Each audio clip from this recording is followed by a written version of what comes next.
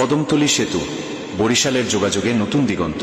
বরিশালের মেহেন্দিগঞ্জ, হিজলা ও মুলাদি উপজেলা এবং কাজিরহাট ভাষাঞ্চলের মানুষের দীর্ঘদিনের নদীপথের ভোগান্তি দূর করেছে নবনির্মিত কদমতলী সেতু।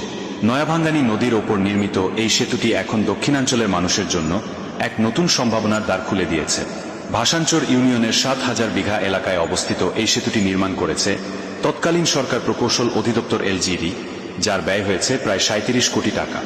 সেতুর অপর প্রান্ত বরিশাল সদর উপজেলার শায়েস্তাবাদ ইউনিয়নের দিঘলিপাকা গ্রামের সঙ্গে যুক্ত হয়েছে, ফলে দুই তীরের মানুষের মধ্যে সরাসরি যোগাযোগ স্থাপিত হয়েছে।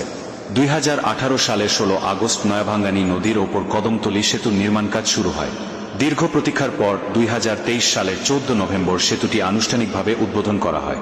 ৪৪টি গার্ডার ও ১১টি স্ল্যাব নিয়ে নির্মিত এই সেতুটি এখন শুধু যোগাযোগের মাধ্যম নয়, বরং স্থানীয়দের গর্বের প্রতীক। বিকেলের সূর্যাস্তের আলোয় কদমতলী সেতু ও আশপাশের প্রাকৃতিক সৌন্দর্য এক মনোমুগ্ধকর দৃশ্য তৈরি করে। নদীর বুকে সেতুর প্রতিচ্ছবি যেন প্রকৃতির সঙ্গে মানুষের উন্নয়নের এক সুন্দর মেলাবন্ধন।